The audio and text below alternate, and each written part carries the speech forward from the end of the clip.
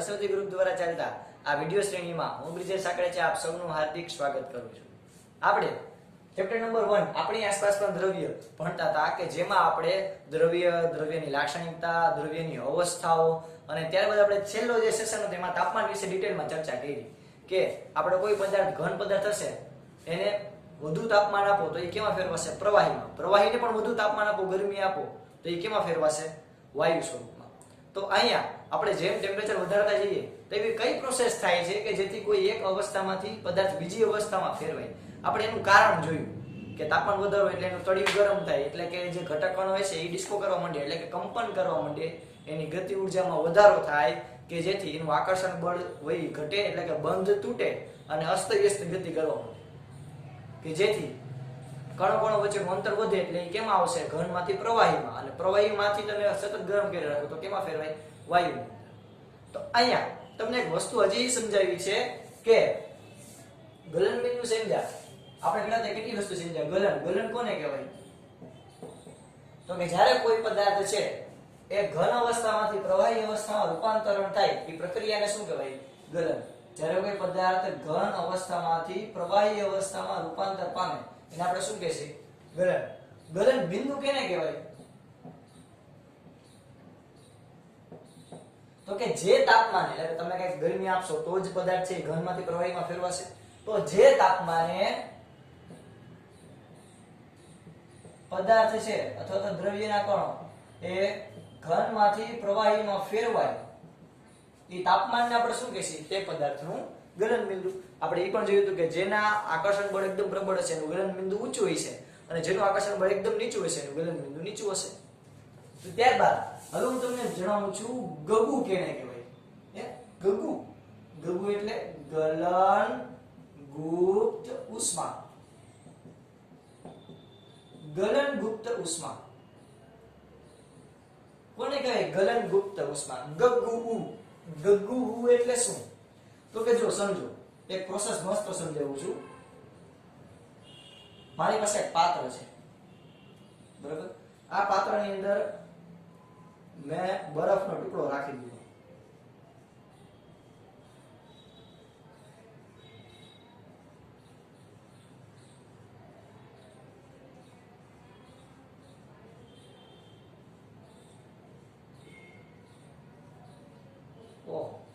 હાલો બરફનો ટુકડો રાખી દીધો, હાલો આપણે આજ રાખી બરફનો ટુકડો। હવે આ જે બરફનો ટુકડો છે એને હું ગરમ કરું છું જેથી મેં શું કર્યું? ગરમ કર્યું। તો થશે શું? તો કે આ જે છે આની અંદરનું આકર્ષણ બળ શું થાય? ઘટે, આપણને ખબર છે। હવે તું આનું જેટલી વાર ગરમ કરીશ ને એ દરમિયાન બરફનું ટેમ્પરેચર નહીં બદલે। ફોર એક્ઝામ્પલ બરફનું ટેમ્પરેચર હતું -4 સેલ્સિયસ। આપણને ખબર જ છે જો પાણી છે, પાણી તમે ખાસ યાદ રાખજો વિદ્યાર્થી મિત્રો, પાણી છે, પાણી એ કયા સ્વરૂપમાં? પ્રવાહી સ્વરૂપે હોય। બે ટેમ્પરેચરની અંદર પ્રવાહી સ્વરૂપે હોય। તો કે આપણે આગળ હમણાં ચર્ચા કરી હતી કે 0 સેલ્સિયસ થી 100 સેલ્સિયસ સુધી 100 સેલ્સિયસ થી તમે વધારે જાઓ, 100 થી વધુ અહીંયા આવશે 100 થી સેલ્સિયસ થી વધુ ટેમ્પરેચરમાં તમે જાઓ તો પાણી કેવું સ્વરૂપ ધારશે? તો કે વરાળ એટલે કે વાયુ સ્વરૂપે। જ્યારે 100 સેલ્સિયસ થી નીચું ટેમ્પરેચર તમે લઈ આવો -4, -5, -1 ત્યારે જે પાણી છે એ ઘન સ્વરૂપ ધરાવશે એટલે કે બરફ સ્વરૂપે આપણને જોવા મળશે। આપણને આટલી વસ્તુ પહેલા ખબર હોવી જોઈએ। તો અહીંયા આપણે જો આ જે બરફ છે એ મેં લીધો -4 સેલ્સિયસ તાપમાન વાળો। આપણે એક્ઝામ્પલ લઈ લઈએ કે -4 સેલ્સિયસ તાપમાન વાળો બરફ મારી પાસે છે। હું એને ગરમ કરીશ એટલે એનું તાપમાન વધતું જશે। ક્યાં સુધી વધશે? તો કે 0 સેલ્સિયસ સુધી। હવે જેવું 0 સેલ્સિયસ થશે એટલે આ જે ઘન પદાર્થ છે એ કેમાં કન્વર્ટ થવાની શરૂઆત થશે? કારણ કે આપણને કહો પાણીનું ગલન બિંદુ કેટલું છે? 0 સેલ્સિયસ। આપણે આ પહેલાના સેશનમાં જોયું હતું કે પાણીનું ગબી છે, અહીં લખી નાખ્યું કે પાણીનું ગબી કેટલું છે? 0 સેલ્સિયસ। તો અહીંયા 0 સેલ્સિયસ આપણને તાપમાન મળી ગયું તો ત્યારે આ જે ઘન અવસ્થા છે એ કેમાં કન્વર્ટ થવાની શરૂઆત થશે? પ્રવાહી એટલે કે બરફનું હવે કેમાં રૂપાંતર થશે? પાણીની અંદર। કેમાં? પાણીમાં। હવે આ તમને શું મળશે? પાણી। આઈ રિપીટ, સૌથી પહેલા શું કર્યું તો કે જો પેલા -4 સેલ્સિયસ બરફ હતો, આપણે એને ગરમ કર્યો, આપણે યાદ કરો ને પહેલાના સેશનમાં એક્ટિવિટી કરી હતી થર્મોમીટર દ્વારા. તો પછી આપણે આ જે પાણી છે બરોબર, સોરી બરફ છે -4 સેલ્સિયસ, એને આપણે ગરમ કર્યું. ક્યાં સુધી ગરમ થશે? 0 સેલ્સિયસ સુધી. જેવું 0 સેલ્સિયસ આવી ગયું એટલે પાણી છે એ બરફમાંથી કેમાં રૂપાંતર કરવાનું શરૂ થશે? પાણી સ્વરૂપ, પ્રવાહી સ્વરૂપ. તો પ્રવાહી સ્વરૂપમાં ફેરવાશે ત્યાં સુધીનું ટેમ્પરેચર T છે ને એ અચળ રહેશે, એટલે કે બદલાશે નહીં. એટલે કે એને બરફમાંથી પાણીમાં રૂપાંતર થવા માટે 5 મિનિટ લાગી, તો તમે 5 મિનિટનું તાપમાન માપશો ને તો 0 સેલ્સિયસ જ રહેશે, 0 સેલ્સિયસ જ રહેશે. તો આપણને પ્રશ્ન થાય કે તો સાહેબ આ ઘનમાંથી પ્રવાહીમાં ફેરવાનું એટલે કે આકર્ષણ બળ તૂટ્યા અને કણો આગળ જતા ગયા અને ઘનમાંથી પ્રવાહીમાં ફેરવાનું, એ દરમિયાન ટેમ્પરેચર ન બદલવું જોઈએ? ફોર એક્ઝામ્પલ, મેં બરફના ટુકડા લીધા કોઈ પાત્રમાં, મેં ગરમ કર્યું તો 10 મિનિટની અંદર એ જે આખું બરફ હતો, બરફનો ટુકડો, એ 10 મિનિટની અંદર એ કેમાં ફેરવાળો? પૂરેપૂરો પ્રવાહીમાં, પાણી સ્વરૂપમાં ફેરવાળો. તો જે 10 મિનિટનું તમે ટેમ્પરેચર માપો ને તો એક સરખું જોઈએ, કેટલું? 0 સેલ્સિયસ. તો આપણને પ્રશ્ન થાય કે તો સાહેબ 0 સેલ્સિયસ તાપમાન શું કામ આગળ ન વધ્યું? તમે 10 મિનિટ સતત કોઈ વસ્તુને ગરમ કરો તેનું ટેમ્પરેચર તો વધવું જોઈએ. તો અહીંયા જે તમે ઉષ્મા આપી, ગરમી આપી, એ 0 સેલ્સિયસ નું 0 સેલ્સિયસ જ રહ્યું જ્યાં સુધી સંપૂર્ણ પ્રવાહી નો થયું ત્યાં સુધી. તો જે આ વચ્ચે તમે ગરમી આપી, ગરમી ગઈ ક્યાં? આપણને પ્રશ્ન થાય. તો એ ગરમી ક્યાં ગઈ? તો કે ભાઈ એ ગરમી છે ને આ જે ઘટક કણો જે અંદર રહેલા દ્રવ્યના કણો એ એકદમ મજબૂત બંધથી જોડાયેલા હતા, તો એ બંધને તોડવા માટે તમારે કઈક ઉર્જા જોઈએ કે નહીં? તમે ઝાડવા કાપો હોય તમારે કઈક કુહાડીથી મારો, પણ એના માટે તમારી તો ઉર્જા હોવી જોઈએ ને. તમે કોઈ બંધ છે, કોઈ બંધ બાંધેલા છે, એને તમે તોડવો હોય તમારે કઈક તો ઉર્જા જોશે. તો એવી જ રીતે તમે અહીંયા કોઈ વસ્તુને ગરમ કરો તો ઉષ્મા ઉર્જા છે એ આ દ્રવ્યના કણોની અંદર મળે. એટલે આ ઉષ્મા ઉર્જા ક્યાં વપરાણી? તો કે આ અંદરના જે ઘટક કણો છે એના બંધ તોડવાની અંદર. તો બંધ તોડવા માટે વપરાણી. જ્યારે બધાય બંધ તૂટી જશે પછી જે ઉષ્મા છે એ કેમાં વપરાશે? તો કે તાપમાન વધારવાની અંદર. પછી તો કે જેવું 0 સેલ્સિયસ ની અંદર પૂરેપૂરું પાણી કન્વર્ટ થઈ ગયું, પછી તો કે પછી પાણીનું ટેમ્પરેચર ધીરે ધીરે વધતું જશે. આ પેલા આટલું ક્લિયર છે. તો આપણે જે ઉષ્મા આપી હતી, ઉષ્મા ટેમ્પરેચર વધ્યું નહીં, પણ ક્યાં વપરાણી? તો કે આના બંધ તોડવામાં વપરાણી. એટલે ગુપ્ત રીતે વપરાય ગઈ, આપણને ખબર ન પડે. એટલે આપણે નામ છે ગલનગુપ્ત ઉષ્મા, ગગુ. ઓકે, ગલનગુપ્ત ઉષ્મા એટલે હજી એકવાર કોને કહેવાય? તો કે 1 કિલોગ્રામ પાણીને 1 કિલોગ્રામ 1 કિલોગ્રામ પાણીને થોડી બરફ આવશે ને 1 કિલોગ્રામ બરફના ટુકડાને ગલન બિંદુ એટલે તો કે આપણા પાણીના કિસ્સામાં 0 સેલ્સિયસ, જ્યારે કોઈ પદાર્થનું ગલન બિંદુ અલગ અલગ હોય. ગલન બિંદુ એ ઘન પદાર્થમાંથી પ્રવાહી પદાર્થમાં ફેરવવા માટે તમારે વચ્ચે ઉર્જા આપવી પડી, તો જ બંધ તૂટ્યા, તો જ ઘનમાંથી કેમાં ફેરવવું? પ્રવાહીમાં. તો 1 કિલોગ્રામ બરફના ટુકડાને ગલન બિંદુ જેટલા તાપમાને, હજી સ્પેસિફિક હતું, ગલન બિંદુ જેટલા તાપમાને ઘનમાંથી પ્રવાહીમાં ફેરવવા માટે આપવી પડતી ઉર્જાને, એટલે કે આપવી પડતી જે ગરમી છે, આપવી પડતી ઉર્જા અથવા તો ઉષ્મા અથવા તો ગરમી, તમે જે કહ્યું, આપવી પડતી ઉષ્માને શું કહેવાય? ગગુ. ગાંગુલી નહીં, ગગુ. ગગુ એટલે ગલનગુપ્ત ઉષ્મા. એટલે કે 1 કિલોગ્રામ બરફના ટુકડાને ગલન બિંદુએ ઘન સ્વરૂપમાંથી પ્રવાહી સ્વરૂપમાં ફેરવવા માટે તમારે જે ઉર્જા આપી પડી એને શું કહેશે? ગલનગુપ્ત ઉષ્મા. ઓકે, આ ગલનગુપ્ત ઉષ્મા છે. ગલનગુપ્ત ઉષ્મા, બરફની ગલનગુપ્ત ઉષ્મા. તમારે ટૂંકમાં નથી લખવાનું, તમારે પૂરેપૂરું લખવાનું છે. બરફની ગલનગુપ્ત ઉષ્મા 3.35 × 10⁵ જૂલ પ્રતિ કિલોગ્રામ. એટલે કે 1 કિલોગ્રામ બરફના ટુકડાને તમારે ઘન અવસ્થામાંથી પ્રવાહીમાં ફેરવવા માટે તમારે કેટલી ઉષ્મા આપવી પડશે? તો કે કેટલી ગરમી આપવી પડશે? તો કે 3.35 × 10⁵. આટલી બધી તમે ઉર્જા આપો ત્યારે આ જે બરફ છે એ કેમાં કન્વર્ટ થાય? પ્રવાહીમાં કન્વર્ટ થાય. એટલે આપણને એવું લાગે કે આપણે જે ગેસ દ્વારા જે ગરમી આપી ઓછી આપી, હકીકતમાં તમે બહુ વધારે ગરમી આપો ત્યારે એ બરફમાંથી કેમાં કન્વર્ટ થાય? પાણીની અંદર. બરાબર? તો આ થઈ આપણી ગલનગુપ્ત ઉષ્મા. ઓકે વિદ્યાર્થી મિત્રો, ફટાફટ બધાને 2 મિનિટનો ટાઈમ આપું છું. બધા ફટાફટ લખી લ્યો, સ્ક્રીનશોટ પાડી લ્યો.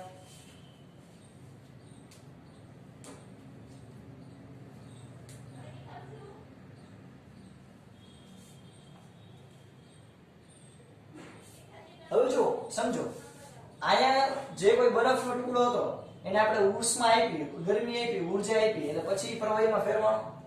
તો જે પ્રવાહી અંદર પ્રવાહી પદાર્થ હશે, 0 સેલ્સિયસ વાળું જે પાણી હશે, એ 0 સેલ્સિયસ વાળા બરફના ટુકડા કરતા વધુ ઊર્જા ધરાવતો હશે. શું કામ વધુ ઊર્જા ધરાવતો હશે? તો કે જો એને આટલી ઉષ્મા શોષી તો જ પ્રવાહીમાં, ઘનમાંથી કેમાં ફેરવાનો? પ્રવાહીમાં. એટલે 0 સેલ્સિયસ વાળું જે પાણી છે એ વધુ ઊર્જા ધરાવતો હશે. બરોબર? આ એક ખાસ પોઈન્ટ યાદ રાખી લેજો. ચાલો ફટાફટ બધા લખી દો.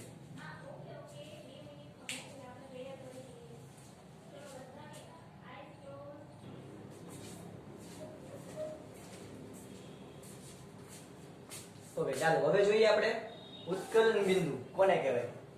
એની પહેલા હું સમજાવું તમને ઉત્કલન કોને કહેવાય. આપણે ગલન સમજ્યા. ગલન એટલે શું? તો કે જ્યારે દ્રવ્યની ઘનમાંથી પ્રવાહી અવસ્થામાં રૂપાંતર થવાની ઘટનાને કહેવાય ગલન. લગન નહીં, ગલન. જ્યારે ઉત્કલન એટલે શું? તો કે દ્રવ્યની પ્રવાહીમાંથી વાયુમાં રૂપાંતર થવાની ઘટનાને શું કહેવાય? ઉત્કલન. તો ઉત્કલન બિંદુ એટલે શું? તો કે જે તાપમાને અને વાતાવરણ દબાણે પ્રવાહી ઉકળવા લાગે, એટલે કે પ્રવાહીમાંથી વાયુ સ્વરૂપમાં રૂપાંતર થાય, એ ટેમ્પરેચર એટલે કે તાપમાનને શું કહેવાય? તે પદાર્થનું ઉત્કલન બિંદુ. સેમ ટુ સેમ ગલન બિંદુ છે, પણ ગલન બિંદુમાં ઘનથી પ્રવાહી હતું, આમાં શું હશે? પ્રવાહીથી વાયુ. બરોબર? હવે એટલે શું? તો કે જો તમે ટેમ્પરેચર આપો, પ્રવાહીમાં બેઠું, આપણે પાણી જે છે છેલ્લે આપણે પ્રવાહીમાં રાખ્યું. હવે તો કે હજી જે પાણી છે, જે પ્રવાહી સ્વરૂપમાં જે પાણી છે એને તપેલીમાં ભરી, આપણે શિયાળામાં ખબર છે કે ગરમ પાણી કરીએ નાહવા માટે, તો એ રાખી અને એને આપણે ગરમ કરશી ગેસ દ્વારા. તો ગરમ કરશી તો જોજો પછી વરાળ સ્વરૂપમાં રૂપાંતર થશે. તો પાણીનું ડાયરેક્ટ કેમાં રૂપાંતર થયું? વરાળમાં. એટલે આપણે એને શું કહેવાય? તો ઉત્કલન થયું કહેવાય. એટલે કે દ્રવ્યનું પ્રવાહીમાંથી કેમાં રૂપાંતર થયું? વાયુમાં. એ ઘટનાને કહેવાય ઉત્કલન. હવે તમે ગેસ દ્વારા સતત એને આપતા જાવ ગરમી, તો જો પાણી ધીરે ધીરે તમે જોયું હશે કે આખી તપેલી પાણીની ભરેલી હોય, પણ તમે અતિશય વધારે વાર ગરમ રાખો ને તો અડધી પાણીની તપેલી થઈ જાય. શું કામ? કારણ કે પાણીનું કેમાં રૂપાંતર થયું? વાયુમાં. જો તમે તપેલી ખુલ્લી રાખો તો હજી તમે સતત ટેમ્પરેચર આપો તો બધું પાણી ઉડીને કેમ વયું જાય? વરાળ સ્વરૂપે. તો પૂરેપૂરા જે તાપમાને એ એક પર્ટિક્યુલર ટેમ્પરેચરે અને એ વાતાવરણ દબાણે પ્રવાહી ઉકળવા લાગે, એટલે કે પ્રવાહીનું વાયુમાં સંપૂર્ણ રૂપાંતર થઈ જાય, તે તાપમાનને શું કહેવાય? તેનું ઉત્કલન બિંદુ. પાણી માટે ઉત્કલન બિંદુ કેટલું છે? 100 સેલ્સિયસ. ઓકે, 100 સેલ્સિયસ છે અને મારે કેલ્વિનમાં ફેરવવું હોય તો યાદ કરો આપણું સૂત્ર શું હતું? તો કે જ્યારે મારે સેલ્સિયસને કેલ્વિનમાં ફેરવવું હોય ત્યારેનું સૂત્ર શું હતું? તો કે ત્યારેનું સૂત્ર હતું = તમને જે તાપમાન આપ્યું હોય સેલ્સિયસમાં E + 273.16 કેલ્વિન. તો આયા મને 100 સેલ્સિયસ આપ્યું છે, તો મારે એને કેલ્વિનમાં ફેરવવું હોય તો હું શું કરીશ? 100 + 273.16 કેલ્વિન. એટલે કે આ બેનો સરવાળો કરો કેટલું થાય? 373.16 કેલ્વિન. તો પાણીનું ઉત્કલન બિંદુ તમને કેલ્વિનમાં પૂછે તો 373.16 કેલ્વિન અને સેલ્સિયસમાં પૂછે તો 100 સેલ્સિયસ. બરાબર? ચાલો હવે આપણે ઓલું ગગવું જોઈએ. યાદ કરો, ગગવું એટલે શું? તો કે ભાઈ ઘન અવસ્થામાંથી, એટલે કે બરફને તમે પાણીમાં રૂપાંતર કરો તો તમે જ્યારે બરફનું પૂરેપૂરું પાણીમાં રૂપાંતર ન થાય ત્યાં સુધી પાત્રમાં ટેમ્પરેચર વધતું નથી. તો તમે જે ગરમી આપો છો એ ગરમી ક્યાં ગઈ? તો કે જે બરફ હતો એના જે દ્રવ્યના કણ હતા એકદમ નજીક એના બંધ તોડવામાં એ ઊર્જા વપરાઈ ગઈ, કે જેને આપણે કહેવાય ગલનગુપ્ત ઉષ્મા. એવી જ રીતે ઉગવું એટલે તો કે ઉત્કલનગુપ્ત ઉષ્મા. ઉત્કલનગુપ્ત ઉષ્મા એટલે શું? તો કે એને બાષ્પીભવનગુપ્ત ઉષ્મા તરીકે પણ કહેવામાં આવે છે. એટલે શું થાય? તો કે 1 કિલોગ્રામ પ્રવાહીને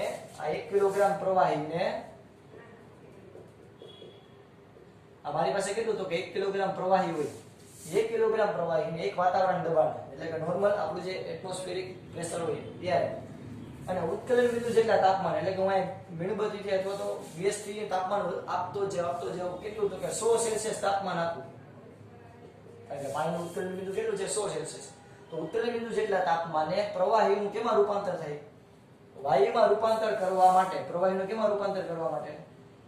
તો કે 100 સેલ્સિયસ વાયુમાં માં રૂપાંતર કરવા માટે તમારે જે ઊર્જા આપવી પડે એ ઊર્જાને શું કહેવાય? ઉત્કલન ગુપ્ત ઉષ્મા. બરોબર? પાણીની ઉત્કલન ગુપ્ત ઉષ્મા કેટલી હશે? તો કે 2.259 ગુણ્યા 10⁵ જૂલ પ્રતિ કિલોગ્રામ. એટલે કે 1 કિલોગ્રામ પ્રવાહી હોય આપણી પાસે, 1 કિલોગ્રામ તપેલીની અંદર આપણે 1 કિલોગ્રામ પાણી લીધું હોય ને, તો એનું તમારે પ્રવાહીમાંથી વાયુમાં રૂપાંતર કરવું તેના માટેની ઊર્જા કેટલી જોઈએ? તો કે 2.259 ગુણ્યા 10⁵ જૂલ. એટલે વિચાર કરો, ઘણી બધી ઉષ્મા જોઈએ. બરોબર? તો જાણીએ આપણે આટલી બધી ઉષ્મા આપણે પાણીને આપીએ છીએ. પાણીને બરફમાં ફેરવવા માટે પણ, બરફને પ્રવાહીમાં ફેરવવા માટે પણ, અને પ્રવાહીને વાયુમાં ફેરવવા માટે પણ આપણને આનો ખ્યાલ પણ નથી. વિચાર કરો આપણે કેટલી બધી ઉષ્મા આપીએ છીએ. બરોબર? તો આ થઈ આપણે ઉત્કલન ગુપ્ત ઉષ્મા, ઉત્કલન પાણી માટે, ઉત્કલન બિંદુ, ઉત્કલન ગુપ્ત ઉષ્મા અને પાણીની ઉત્કલન ગુપ્ત ઉષ્મા વિશેની ચર્ચા. ચાલો બધાને 2 મિનિટનો ટાઈમ પૂછું, બધા ફટાફટ આ તમારી બુકની અંદર નોંધી લ્યો. બરોબર? ચાલો પછી ત્યાર પછી આપણે આગળ વધીએ.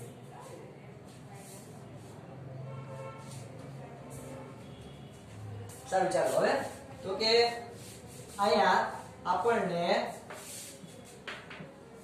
એટલી ખબર પડી ગઈ કે મારે ગલન ગુપ્ત ઉષ્મા, ઉત્કલન ગુપ્ત ઉષ્મા, સિમ્પલ બધું. આ બધા માયાજળ કઈ છે? તો કે સિમ્પલ. મારે કોઈ બરફનો ટુકડો હોય, એટલે કે ઘન અવસ્થામાંથી મારે કોઈને ઓગાળી અને પ્રવાહી કરવું હોય, તો ઈ ઘટનાને હું કહીશ ગલન. અને પ્રવાહીમાંથી મારે વાયુમાં ફેરવવું હોય, તો હું ઈ ઘટનાને શું કહીશ? હું ઈ અવસ્થાને કહીશ, યાદ કરો, ઉત્કલન. યાર, રેડી? ચાલો હવે આપણે આગળ વધીએ. એક આપણે નાની એવી આકૃતિ દોરીએ કે જેથી આપણને ખ્યાલ આવે કે આપણે કેટલું ભણી ગયા. જો અહીંયા છે બરફ, અહીંયા છે પાણી, અને અહીંયા છે વરાળ. તમે એમ લખી શકો અહીંયા ઘન અવસ્થા, પ્રવાહી અવસ્થા અને વાયુ અવસ્થા. શું લખી શકો? ઘન અવસ્થા, પ્રવાહી અવસ્થા અને વાયુ અવસ્થા. હવે આની અંદર તમે જ્યારે ઘન અવસ્થા હશે બરફ, એને તમે ગરમી આપશો તો એ કેમાં ફેરવાશે? પાણીમાં. હજી પાણીને ગરમ કરશો તો એ કેમાં ફેરવાશે? વાયુમાં. એના કરતા ઉલટું, વાયુને તમે પ્રવાહીની અંદર ફેરવો તો વાયુને પ્રવાહીની અંદર ફેરવવા માટે તમારે શું કરવું પડે? એને ઠંડુ પાડવું પડે. એના કરતા ઉલટું, પ્રવાહીને પણ તમારે પ્રવાહી એટલે કે પાણી હોય ને તમારે બરફ બનાવવો હોય તો તમે શું કરશો? ફ્રીજમાં મૂકશો. ફ્રીજ શું કામ કરશે? કે પાણીને ઠંડુ કરવાની. આટલું ક્લિયર? તો તમારે આમ જવું હોય તો તમારે બધી વસ્તુને ગરમ કરવી પડશે. એટલે કે ઘનમાંથી પ્રવાહી અને પ્રવાહીમાંથી વાયુ માં લેવું હોય તો તમારી વસ્તુને ગરમ કરવી પડશે.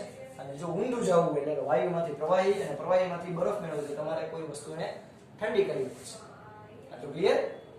ચાલો હવે હું એમ કહું તો કે મારે ડાયરેક્ટ ઘન અવસ્થામાંથી કોઈને વાયુ સ્વરૂપમાં ફેરવવું હોય તો ઘનમાંથી મારે ડાયરેક્ટ કેમાં ફેરવવું છે? વાયુ સ્વરૂપમાં. ઘનમાંથી ડાયરેક્ટ વાયુ સ્વરૂપમાં. તો એને કહેવાય ઉર્ધ્વપાતન. શું કહેવાય? ઉર્ધ્વપાતન. જેમ કે કપૂરની ગોળી, તમે કપૂરની ગોળી આમ હાથમાં રાખજો, થોડીક સમય પછી ઉડી જશે. આપણે કે કપૂર ઉડી ગયું. ઓકે, બીજું ઉદાહરણ આવું તમે વિચારો, ઉર્ધ્વપાતન ક્યારે થાય? તો કે પેટ્રોલ જોજો તો આપણે કે પેટ્રોલ છે એ ઉડી જાય થોડીક વાર. આ સિવાય અત્તર તમે લગાડો કોઈ વસ્તુ ઉપર, માની લો કે અહીં હું અત્તર લગાડું તો થોડીક વાર પછી જે લિક્વિડ હશે એ હવામાં ઉડી જશે અને સુગંધ આપશે. તો જે ઘન અવસ્થામાંથી અથવા તો પ્રવાહી અવસ્થામાંથી ડાયરેક્ટ કેમાં ફેરવાનું? વાયુ સ્વરૂપમાં. આપણે એને કેવું કહીએ? ઉર્ધ્વપાતન. જ્યારે વાયુમાંથી ઘન અવસ્થાની અંદર આવે, તેને પણ કઈ કહી શકાય કે જે આપણે હમણાં આગળ ચર્ચા કરી. તો ઘન અવસ્થામાંથી વાયુ આપણે કેવી રીતે મેળવ્યું? કોઈ વસ્તુને ગરમ કરતા ઘનમાંથી આપણે પ્રવાહીમાંથી વાયુ આપણે છેલ્લે ક્યારે મેળવી? અત્યારે ઉર્ધ્વપાતન ભૂલી જઈએ. ઘનમાંથી પ્રવાહીમાંથી વાયુ છેલ્લે આપણે મેળવવું હોય તો આપણે શું કર્યું? કે સતત વસ્તુને ગરમ કર્યું. અને વાયુમાંથી મારે છેલ્લે ઘન જોતું હોય તો મારે શું કરવું પડશે? કોઈ વસ્તુને ઠંડી કરવી પડશે. બરોબર વિદ્યાર્થી મિત્રો? ચાલો ફટાફટ આટલું તમે નોંધી લો તમારી બુકમાં.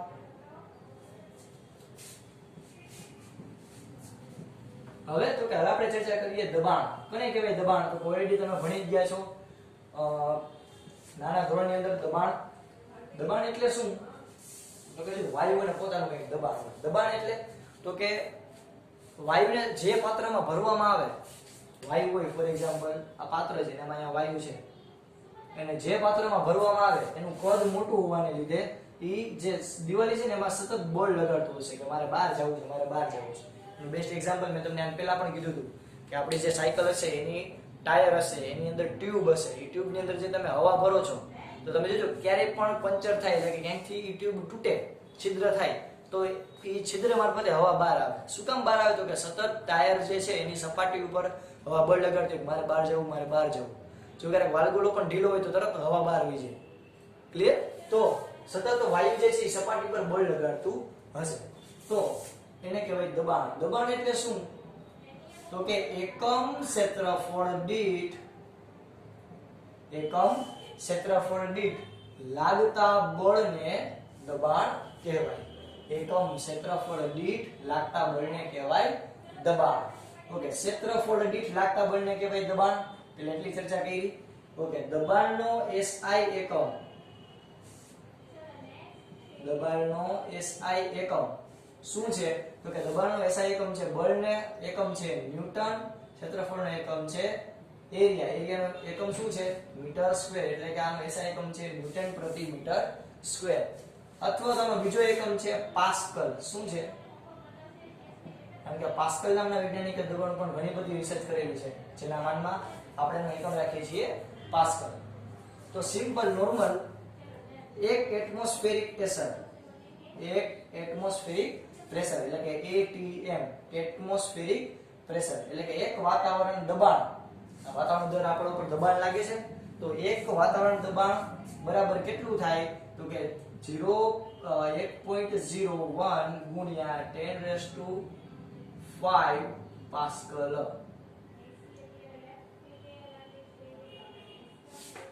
સિમ્પલ બધા દાખલામાં 10⁵ પણ લેવામાં, કારણ કે 1 ગુણ્યા 0 એટલે એને કઈ વેલ્યુ યોગ્ય કહેવાય ને કે ગણવામાં આવતી નથી. સિમ્પલ આપણે યાદ શું રહેશે? તો કે 1 ATM પ્રેશર એટલે કે એક વાતાવરણ દબાણ બરાબર કેટલું થાય? તો કે 10⁵ પાસ્કલ. બરાબર? 10⁵ પાસ્કલ એટલે તો કે 1 ATM બરાબર 1 2 3 4 ને 5 પાસ્કલ. તો વિચાર કરો કે વાયુઓ દ્વારા જે આપણી આસપાસ જેટલા વાયુઓ છે ને આપણા કોઈ હગા નથી થતા, એ જે વાયુઓ છે એના દ્વારા આપણા ઉપર કેટલું બધું બળ લાગે છે, કેટલું બધું દબાણ લાગે છે. આ તો શરીરની અંદરથી પણ જે લોહી છે ને, તમે જોજો ક્યારેક કોઈ તમે શરીર છે મીન્સ કે આપણું જે શરીર છે એમાં તમે ક્યારેક જોજો ચીરો કે લોહી પડશે, ક્યાંકથી તૂટશે, ચામડી ક્યાંકથી તૂટશે, લોહી નીકળશે તો તમે જોજો લોહીની ડાયરેક્ટ ફુવારા થશે તો ફટાફટ લોહી બહાર નીકળશે. તમે ક્યારેક ભગવાનનો કરે એવો કોઈ દિવસ હતો તો ક્યારેક તમે પિક્ચરમાં કેમાં જોયું હોય કે કોઈનું ગળું કપાય તો એમાંથી પિચકારી નીકળે લોહીની. શું કામ? કારણ કે આપણી અંદર જે લોહી છે એટલું બધું આપણા શરીર ઉપર દબાણ લગાડે છે કે એની કલ્પના પણ તમે ન કરી શકો. તો લોહી દ્વારા લાગતું દબાણ કેટલું છે ખબર આપણા શરીર ઉપર? ઓ બાપા, આટલું બધું દબાણ લોહી દ્વારા આપણા ચામડી ઉપર લાગે. પણ સામે આ વાતાવરણ જે છે એના દ્વારા પણ આપણા ઉપર લાગતું દબાણ કેટલું છે? એટલું જ છે. એટલે આપણને આ અસર નથી થતી. એટલે કે અહીંયાથી પણ એટલું બળ આવે અને આપણી ચામડી જે લોહી છે એને લોહી પણ ચામડીને એટલું બળ આપે કે જેથી આપણી ચામડી છે એને કંઈ થતું નથી. એટલે આપણને કાંઈ નથી થતું. હકીકતમાં તમે જોજો, તમે સ્પેસ સૂટ વગર તમે કોઈ દિવસ જોયું અવકાશ યાત્રી સ્પેસ માટે મારતા હોય સ્પેસ સૂટ વગર? ના. શું કામ? કારણ કે તમે જેવા સ્પેસની અંદર એટલે અવકાશમાં જાઓ, અંતરિક્ષમાં, તો તમે જેવા બહાર જાઓ ને તો ત્યાં તો વાતાવરણ દબાણ છે જ નહીં, તો ડાયરેક્ટ લોહી ક્યાં આવશે? ચામડી ચીરીને બહાર. એટલે કે તમે બૂમની જેમ ફૂટી જાવ જો તમે અંતરિક્ષમાં સ્પેસ સૂટ વગર જાઓ તો વિચાર કરો કેટલું ભયાનક લાગે. તો આપણે કુદરતને ધન્યવાદ દેવા પડે. કુદરતને કહું છું, કુદરતને ધન્યવાદ દેવા પડે કે જેટલું પ્રેશર એને કેવું સેટ કર્યું. વિચાર કરો પ્રકૃતિએ કે જેટલું પ્રેશર આપણને આ બધા વાયુઓ દે છે એટલું જ સામે આપણું લોહી એને દે છે. જેમાં થોડીક પણ વધઘટ હોત ને તો આપણને ઘણી બધી તકલીફ થાય.